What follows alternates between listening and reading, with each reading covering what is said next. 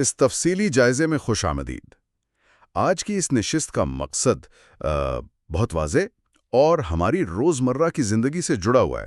جی بالکل۔ ہم سب ہر روز معلومات کے ایک لامتناہی سیلاب سے گزرتے ہیں۔ خبریں ہوں، سوشل میڈیا، دفتری معاملات یا گھریلو مسائل، ہم پر ہر طرف سے ڈیٹا کی بمباری ہو رہی ہوتی ہے۔ اور اکثر یہ سمجھ نہیں آتا کہ کیا کیا جائے۔ ہاں، اکثر یہ سمجھ نہیں آتا کہ اس شور میں الجھے بغیر تیزی سے اور درست فیصلے کیسے کیے جائیں۔ آج ہم دو انتہائی شاندار تحریروں کا نچوڑ پیش کر رہے ہیں۔ پہلا ماخذ ہے زندگی کو آسان بنانے کے لیے 11 فلسفیانہ ریزز اور دوسرا ہے ماہر مفکر کی 5 عادات۔ ہمارا مشن یہ ہے کہ ان دونوں ذرائع کو ملا کر سوچ کو بہتر کرنے اور فیصلہ سازی کو آسان بنانے کے ایسے طریقے دریافت کیے جائیں جو ہماری قیمتی ذہنی توانائی کو بچا سکیں۔ صحیح۔ تو چلیں اس کو کھولتے ہیں۔ ہم روزانہ بے شمار فیصلوں سے گزرتے ہیں، لیکن ذرائع بتاتے ہیں کہ کچھ ایسے ذہنی شارٹ کٹس ہیں جو ہماری زندگی کو یکسر بدل سکتے ہیں۔ بالکل۔ اور اس ساری مشق کا حتمی مقصد دراصل ایک خاص ذہنی کیفیت تک پہنچنا ہے، جسے لاشعوری مہارت یا انکانشس کمپیٹنس کہا جاتا ہے۔ لاشعوری مہارت؟ جی، یہ ایک ایسا مقام ہے جہاں درست فیصلے اور بہترین تجزیہ خود بخود ہونے لگتا ہے، بالکل ویسے ہی جیسے ایک ماہر ڈرائیور کو گیئر بدلتے وقت سوچنا نہیں پڑتا۔ وہ بس خود بخود ہو جاتا ہے؟ ہاں، اس کا ذہن اور ہاتھ خود بخود درست وقت پر حرکت کرتے ہیں۔ ہمارا مقصد یہ ہے کہ ہماری سوچنے کی صلاحیت بھی اسی مقام تک پہنچ جائے۔ یہ تو بہت زبردست ہے۔ اور اس کے لیے ہمیں کچھ خاص عادات کو اپنانا ہوگا۔ اس سلسلے میں جو بات ہمارے ذرائع میں سب سے نمایاں ہے وہ CIA کے سابق تجزیہ کار رینڈی فرسن کے کام سے اخذ کی گئی ہے۔ ارے واہ، رینڈی فرسن! یہ نام سن کر ہی ذہن میں جاسوسی اور ہنگامی حالات کا خیال آتا ہے۔ بالکل۔ میرا مطلب ہے CIA کے تجزیہ کاروں کے پاس ظاہر ہے ہفتوں کا وقت تو ہوتا نہیں کہ وہ آرام سے کافی کا مگ لے کر بیٹھیں اور سوچیں کہ کیا فیصلہ کرنا ہے۔ ہائی دباؤ میں کام کرنا ہوتا ہے۔ ہاں، تو وہ دباؤ میں کیسے سوچتے ہیں؟ فرسن نے اپنی رپورٹ میں بتایا ہے کہ انہوں نے ان حالات کے لیے کچھ منظم تجزیاتی تکنیکیں وضع کی ہیں۔ ان کا مقصد انسانی ذہن کے ان تعصبات کو کم کرنا ہے جو جلد بازی میں ہم پر حاوی ہو جاتے ہیں۔ یعنی وہ تعصبات جو ہمیں غلط فیصلے کرنے پر مجبور کرتے ہیں۔ بالکل۔ فرسن نے تمام تکنیکوں کا نچوڑ 5 بنیادی عادات کی صورت میں پیش کیا ہے، جنہیں اگر ہم اپنا لیں تو ہم بھی روزمرہ کے دباؤ کے تحت بہترین فیصلے کر سکتے ہیں۔ اور ان عادات کو سمجھنے کے لیے ہماری تحریر میں ایک بہت ہی زبردست مثال دی گئی ہے۔ فرض کریں ہم ایک ٹیسلا کار خریدنے کے لیے شو روم میں داخل ہوتے ہیں۔ صحیح، ایک مہنگی گاڑی۔ ہاں، ہم لاکھوں روپے خرچ کرنے کا سوچ رہے ہیں اور وہاں ہمارا استقبال ایک ایسا سیلزمین کرتا ہے جس کی گردن پر عجیب و غریب ٹیٹو بنے ہوئے ہیں۔ اور اس نے جو سوٹ پہنا ہوا ہے، ہاں، اس پر آئس کریم یا کافی کے داغ لگے ہوئے ہیں۔ یہ تو کوئی اچھا تاثر نہیں ہے۔ بالکل بھی نہیں۔ اب ظاہر ہے پہلی عادت جو فرسن بتاتے ہیں وہ ہے مفروضوں کو چیلنج کرنا۔ ہم اس شخص کو دیکھتے ہی فوراً یہ فرض کر لیتے ہیں کہ یہ شخص قابل اعتبار نہیں ہے، شاید ہم غلط جگہ آ گئے ہیں یا یہ کمپنی ہی غیر پیشہ ورانہ ہے۔ یہ بہت فطری رد عمل ہے۔ لیکن میں سوچ رہا ہوں کہ کیا واقعی اس وقت ہمارے پاس اتنا وقت یا ذہن ہوگا کہ ہم اپنے مفروضوں کو چیلنج کریں؟ کیا ہم بس وہاں سے پلٹ کر واپس نہیں آ جائیں گے؟ اور یہی وہ مقام ہے جہاں ایک ماہر مفکر عام انسان سے مختلف سوچتا ہے۔ دیکھیں، ہمارا ذہن ارتقائی طور پر کچھ اس طرح بنا ہے کہ وہ توانائی بچانے کے لیے شارٹ کٹس لیتا ہے۔ جی، وہ پچھلے تجربات کی بنیاد پر خودکار طریقے سے مفروضے قائم کرتا ہے۔ ذہن کہتا ہے داغدار سوٹ اور ٹیٹو برابر ہے خطرہ یا نااہلی۔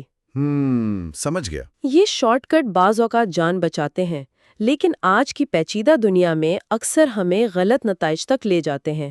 اس لیے ماہر مفکر کی پہلی عادت یہ ہے کہ وہ خود سے پوچھتا ہے کہ ہم اس شخص کو ناقابل اعتبار کیوں سمجھ رہے ہیں۔ کیا ہمارے پاس اس کے حلیے کے علاوہ کوئی اور ٹھوس ثبوت ہے؟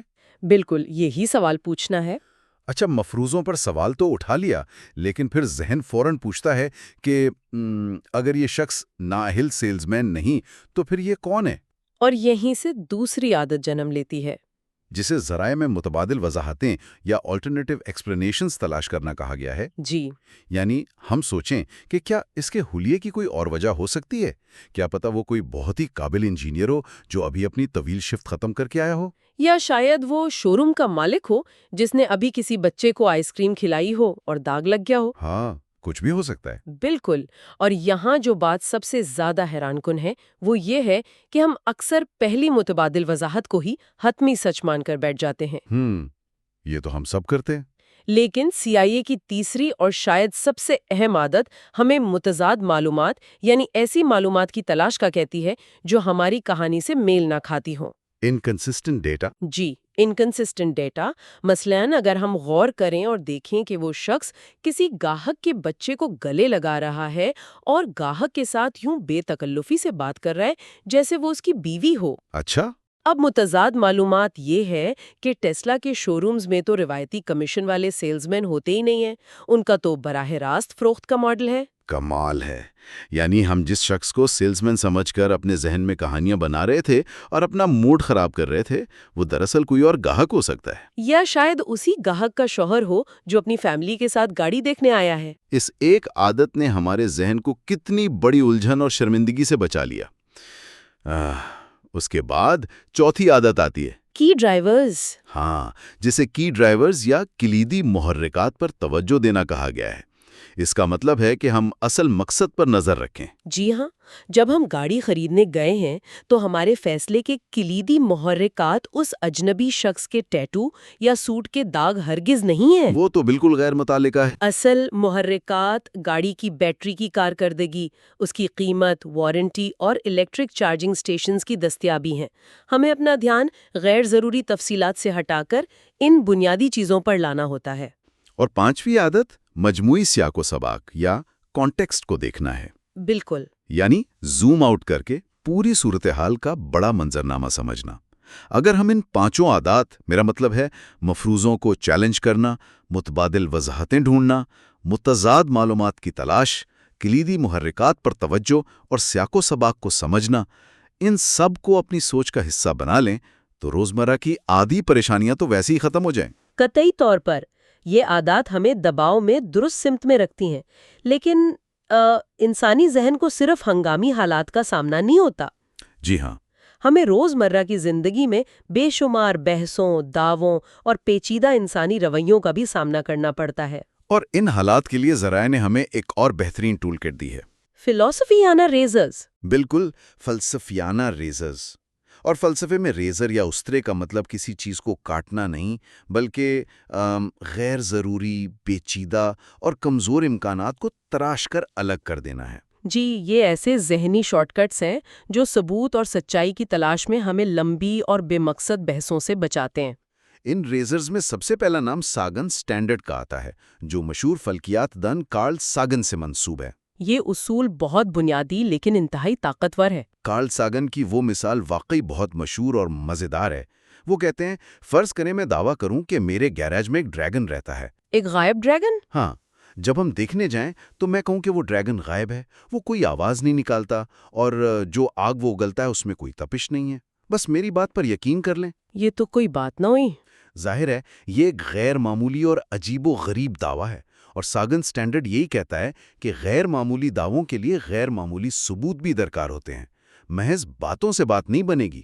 اور اگر ہم اسے ہچنز ریزر سے جوڑیں تو یہ ہتھیار مزید تیز ہو جاتا ہے۔ کرسٹوفر ہچنز کا اصول؟ جی، ہچنز کا اصول یہ ہے کہ جو دعویٰ بغیر ثبوت کے کیا جائے اسے بغیر ثبوت کے ہی مسترد کیا جا سکتا ہے۔ یعنی کوئی دلیل دینے کی ضرورت نہیں۔ بالکل، اگر کوئی شخص آ کر کہے کہ اڑن تشتریاں ہمارے درمیان موجود ہیں اور حکومتیں ہم سے چھپا رہی ہیں اور وہ اس کا کوئی ثبوت پیش نہ کرے، تو ہمیں پریشان ہونے کی ضرورت نہیں ہے۔ تو ہمیں اس بات کو غلط ثابت کرنے پر اپنی توانائی خرچ کرنے کی قطعی ضرورت نہیں ہے۔ ثبوت فراہم کرنے کی ذمہ داری دعویٰ کرنے والے پر ہے، ہم پر نہیں کہ ہم اس کی نفی ثابت کرتے پھریں۔ یہ تو ذہنی سکون کا بہترین نسخہ ہے، خاص طور پر آج کل کے سوشل میڈیا کے دور میں، جہاں ہر دوسرا شخص بغیر ثبوت کے کوئی سازشی نظریہ پیش کر رہا ہوتا ہے۔ بالکل صحیح کہا آپ نے۔ اچھا، اب ذرا ایک اور روزمرہ کی صورتحال تصور کرتے ہیں۔ فرض کریں ہم دفتر جاتے ہیں اور لنچ کے وقت دیکھتے ہیں کہ فریج سے ہمارا دہی یا سینڈوچ غائب ہے۔ یہ تو بہت عام مسئلہ ہے۔ ہاں، اب ہمارا ذہن چلنا شروع ہوتا ہے۔ کیا یہ دفتر والوں کی کوئی بہت بڑی سازش ہے؟ کیا میرا باس مجھے نفسیاتی طور پر کمزور کرنا چاہتا ہے؟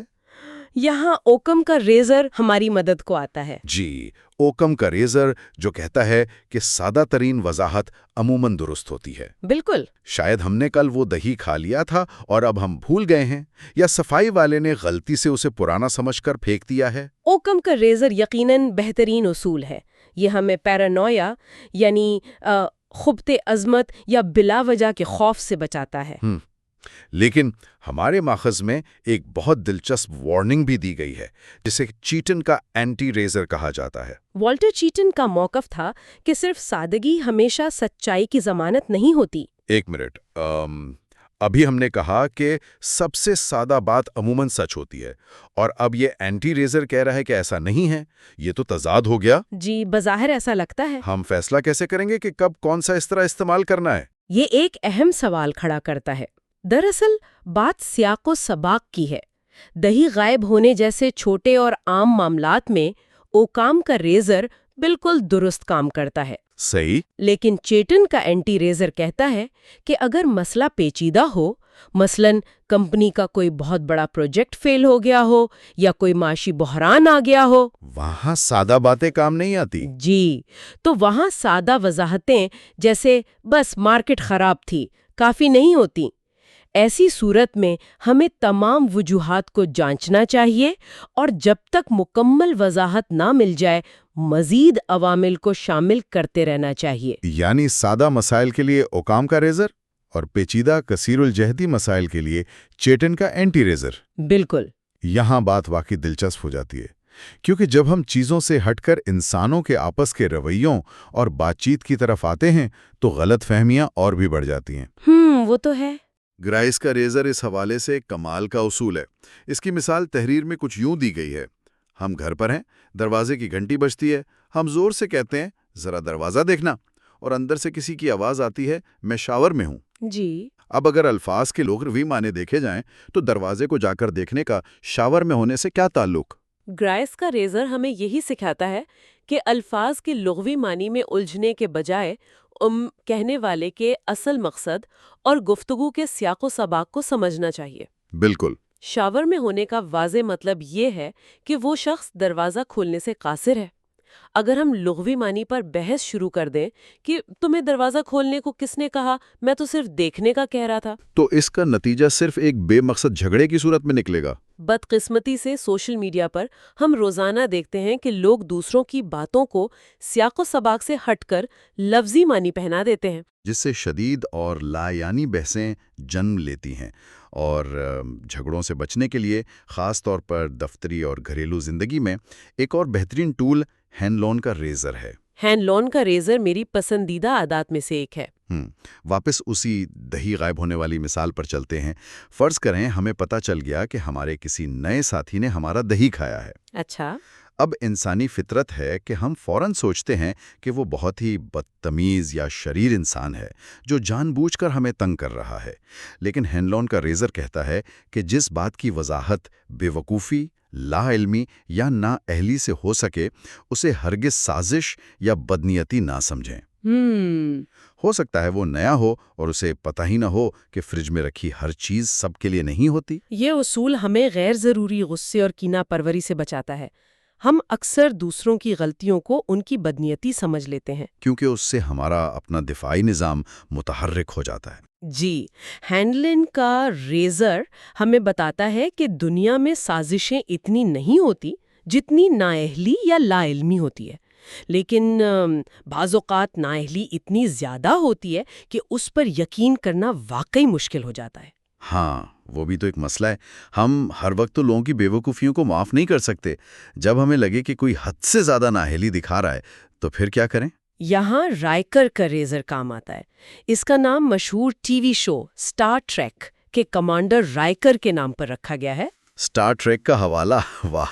ماخذ میں اس کی مثال ہے کہ جب رائکر کی انتہائی قابل ٹیم اچانک چھوٹی چھوٹی چیزیں کرنے میں بھی حد سے زیادہ نااہلی دکھانے لگتی ہے تو وہ سمجھ جاتا ہے کہ یہ نااہلی اصل نہیں بلکہ کوئی فریب یا نقلی صورتحال ہے۔ یعنی وہ جان بوجھ کر رہے ہیں۔ جی، دفتری زندگی میں بھی ہم اکثر دیکھتے ہیں کہ اگر کوئی شخص جو بہت تیز اور ماہر ہے اچانک چھوٹی سی رپورٹ بنانے میں یا کوئی سافٹ ویئر چلانے میں نااہلی دکھانے لگے تو سمجھ جائیں کہ وہ کام سے بچنے کے لیے ہتھیار ڈالنے کا ڈرامہ کر رہا ہے، جسے ویپنائزڈ انکمپیٹنس بھی کہتے ہیں۔ بالکل۔ یہ تو بہت عام سی بات ہے۔ بعض اوقات لوگ جان بوجھ کر ایسا کرتے ہیں تاکہ انہیں مزید ذمہ داریاں نہ دی جائیں، لیکن مسئلہ یہ ہے کہ ہمیں ان کی اس اصل نیت کا قطعی طور پر پتہ کیسے چلے گا؟ کیا ہم ان کے دماغ میں جھانک سکتے ہیں؟ اگر ہم اسے بڑی تصویر کے ساتھ جوڑیں تو ہمیں جنگ کا ریزر استعمال کرنا ہوگا۔ مشہور ماہر نفسیات کارل جنگ کے کام سے اخذ کردہ یہ اصول بتاتا ہے کہ انسان کی اصل نیت اکثر اس کے لاشعور میں چھپی ہوتی ہے، اور بسا اوقات وہ خود بھی اسے پوری طرح نہیں جانتا۔ جی ہاں، اس لیے جنگ کا ریزر کہتا ہے کہ اگر آپ کو کسی کے عمل کی نیت سمجھ نہ آئے تو یہ دیکھیں کہ اس عمل کے نتائج یا کانسیکوینسز کیا نکلے ہیں۔ وہ نتائج ہی دراصل ان کی حقیقی نیت ہوتے ہیں۔ بالکل۔ مثلاً اگر اس دفتری ساتھی کے ڈرامے کا نتیجہ یہ نکلا کہ رپورٹ لیٹ ہو گئی اور اسے اس مشکل پروجیکٹ سے نکال دیا گیا تو اس کا مطلب ہے کہ لاشعوری طور پر وہ چاہتا ہی یہی تھا، بھلے وہ زبان سے کہتا رہے کہ وہ مجھ سے غلطی ہو گئی۔ جی، کیا زبردست طریقہ ہے انسانی رویوں کو ڈیکوڈ کرنے کا۔ ہم نے ثبوت کے معیار، وضاحت کی سادگی اور پیچیدگی اور انسانی رویوں کے پیچھے چھپی نیتوں کی بات کی۔ اب ذرا علم اور ابلاغ یعنی کمیونیکیشن کی طرف آتے ہیں۔ ذرائع میں ایک بہت مشہور اصول کا ذکر ہے جسے فائن مین کا ریزر کہا جاتا ہے۔ فائن مین کا ریزر بہت اہم ہے۔ یہ اصول کہتا ہے کہ اگر ہم کسی پیچیدہ نظریے یا بات کو بالکل سادگی سے اور بغیر مشکل اور ثقیل الفاظ کے نہیں سمجھا سکتے تو اس کا سیدھا سا مطلب یہ ہے کہ ہم خود بھی اسے ٹھیک سے نہیں سمجھیں۔ نف جارج آرویل کے لکھنے کے اصولوں کے ساتھ بھی جوڑا گیا ہے۔ آرویل کا ماننا تھا کہ لمبی لمبی پیچیدہ ترکیبیں اور مشکل اصطلاحات عموماً کھوکھلی سوچ کو چھپانے کے لیے استعمال کی جاتی ہیں۔ یعنی وہ لوگ جو مشکل الفاظ استعمال کرتے ہیں وہ اصل میں بات کو گھما رہے ہوتے ہیں۔ جی، علم کا مقصد دوسروں تک بات پہنچانا اور ابلاغ ہے، انہیں اپنی قابلیت سے مروب کرنا یا الجھانا نہیں۔ اور الجھن سے بچنے کے لیے ہی ایلڈر کا ریزر بھی موجود ہے۔ اس کی مثال سن کر مجھے واقعی بہت ہنسی آئی، لیکن اس میں سبق بہت گہرا ہے۔ افریقی ابابیل والی مثال؟ ہاں، فرض کریں دو لوگ اس بات پر بحث کر رہے ہیں کہ کیا افریقہ کی ایک ابابیل اپنے پنجوں میں ایک ثابت ناریل دبا کر سمندر پار اڑ سکتی ہے۔ یہ تو ایک ناممکن سی بات لگتی ہے۔ اب ہم اس پرندے کے وزن، اس کے پروں کے پھیلاؤ اور ہوا کی رفتار پر سارا دن ریاضی کی مساواتیں حل کرتے رہیں، لیکن ایلڈر کا ریزر کہتا ہے کہ اگر کسی بات کا فیصلہ مشاہدے یا تجربے سے نہیں ہو سکتا تو اس پر بحث کرنا سراسر وقت کا ضیاع ہے۔ جائیں چند ابابیل پکڑیں، انہیں ناریل دیں اور خود دیکھ لیں۔ بالکل یہی بات ہے۔ جن چیزوں کے ٹھوس اور قابل مشاہدہ نتائج نہ ہوں یا جنہیں تجربے سے ثابت یا رد نہ کیا جا سکے ان پر گھنٹوں بحث کرنا بیکار ہے۔ اور اسی طرح کا ایک اور بہت گہرا اور آخری اصول ہے جسے ہیوم کی گلوٹین کہا جاتا ہے۔ یہ حقائق یعنی فیکٹس اور اخلاقیات یعنی موریلٹی کے درمیان ایک بہت واضح لکیر کھینچتا ہے۔ جی، اس کی وضاحت ماخذ میں بڑی عمدگی سے کی گئی ہے۔ اگر ہم واپس کارل ساگن کے اس غائب ڈریگن والی بات پر جائیں، ایک جملہ ہے، کارل نے ڈریگن کے بارے میں جھوٹ بولا، یہ ایک حقیقت ہے، یعنی جو ہے، انگریزی میں جسے ہم از کہتے ہیں۔ بالکل۔ دوسرا جملہ ہے، کارل کو جھوٹ نہیں بولنا چاہیے تھا، یہ ایک اخلاقی فیصلہ ہے، یعنی جو ہونا چاہیے، اسے آؤٹ کہتے ہیں۔ ہم اکثر ان دونوں کو آپس میں ملا دیتے ہیں، جی، اور یہی سب سے بڑی غلطی ہے۔ فلسفی ڈیوڈ ہیوم کا استدلال یہ تھا کہ آپ محض ایک موجودہ حقیقت کی بنیاد پر یہ اخذ نہیں کر سکتے کہ اخلاقی طور پر کیا ہونا چاہیے۔ حقیقت اپنی جگہ ایک الگ اور ٹھوس چیز ہے جس کا مشاہدہ کیا جا سکتا ہے، اور اخلاقی فیصلے ہمارے معاشرتی اصولوں پر مبنی ہوتے ہیں۔ ان دونوں کو گڈمٹ کرنے سے ہم اکثر غیر منطقی اور جذباتی نتائج پر پہنچ جاتے ہیں۔ ہمیں پالیسی بناتے وقت یا ذاتی فیصلے کرتے وقت حقیقت کے تجزیے اور اخلاقی فیصلوں کو الگ الگ کھانوں میں رکھنا چاہیے۔ तो इस सब का क्या मतलब है? हमने इतनी सारी चीज़ों पर बात की। अगर हम इन सब चीज़ों को समेटें, जी बिल्कुल। CIA के तज्जियाकारों की बताई हुई वो 5 आदात जो हंगामी हालात में हमें मफरूज़ों को चैलेंज करने और मुतज़ाद मालूमात देखने पर मजबूर करती हैं। और फलसफे के ये 11 रेजर्स जो सच्चाई, सादगी और इंसानी रवैयों को परखने में मदद देते हैं। तो ऐसा लगता है कि हम इन सब को मिलाकर एक ऐसी बेहतरीन और ताकतवर ज़हनी मशीन तैयार कर सकते हैं जो आजकल की मालूमात के इस खौफनाक तूफान में अपना रास्ता खुद बना लेती है। बिल्कुल बना सकती है। हम बेकार दावों को हिचिन्स रेजर से काट सकते हैं, फजूल बहसों को एल्डर के रेजर से उड़ा सकते हैं और साजिशी नजरियात को हैनलोन के रेजर से मात दे सकते हैं। कतई तौर पर इन तमाम उसूलों और शॉर्टकट्स का बुनियादी मकसद ही यही है कि हम अपनी महदूद ज़हनी और जिस्मानी तवानाई को बचाएं। दुनिया में वैसे ही बहुत शोर है। हाँ, शोर तो बहुत है। ये उसूल हमें जज्बाती और लायानी बहसों की दलदल में फंसने से दूर रखते हैं और हकीकत के इंतहाई करीब ले आते हैं। और जैसा कि हमने शुरू में बात की थी, जब हम इन आदात की रोज़मर्रा ज़िंदगी में बार बार मश्क करते हैं तो हम शऊरी कोशिश से निकलकर इसी लाशऊरी महारत की मंजिल तक पहुंच जाते हैं, जहाँ सच और झूठ को अलग करना या दुरुस्त फैसला करना हमारे लिए सांस लेने जितना ही फितरी अमल बन जाता है। बिल्कुल ऐसा ही है। ये सफ़र वाकई लाजवाब और आंखें खोल देने वाला रहा। लेकिन इस मुकाम पर सब कुछ समेटने के बाद मेरे जहन में एक ऐसा सवाल उभर रहा है जो इन ज़राए में तो बराह रास्त मौजूद नहीं है। अच्छा, वो क्या है? लेकिन इस पूरे मौजू की रूह और हमारी इंसानियत से गहरा ताल्लुक रखता है। हमने ये तो सीख लिया कि इन 5 आदात और 11 फिलसफियाना रेजर्स की मदद से हम अपने जहन को एक नपी तुली मशीन की तरह बना सकते हैं जो हर फैसला तेजी, मंतिक और दुरुस्ती से करे। जी। लेकिन अगर हम मुकम्मल तौर पर इन उसूलों और शॉर्टकट्स के पाबंद हो जाएं, तो हमारी इस खालिस इंसानी खुसूसियत का क्या बनेगा जिसे हम वजदान, गट फीलिंग या ह्यूमन इंट्यूशन कहते हैं? ये बहुत गहरी बात है। तारीख गवाह है कि बाज़ औक़ात दुनिया के सबसे ज़बरदस्त, तख्लीकी और इनकलाबी फैसले किसी मंतिक या रेज़र की पैदावार नहीं होते, बल्कि वो इंसान की इस अंदरूनी और गैर मंतिकी आवाज़ का नतीजा होते हैं जो बज़ाहिर हर उसूल के खिलाफ जाती है। तो क्या वाकई एक मुकम्मल ज़हनी महारत एक बेऐब मशीन बन जाने में है, या फिर असल कमाल और सच्ची जहानत ये जानने में है कि इन तमाम उसूलों को कब और कहाँ तोड़ना है? ये वो सवाल है जिस पर हम सबको अकेले में ज़रूर गौर करना चाहिए। आज के इस तफसीली जायजे में हमारे साथ इस दिलचस्प सफ़र पर निकलने का बहुत शुक्रिया।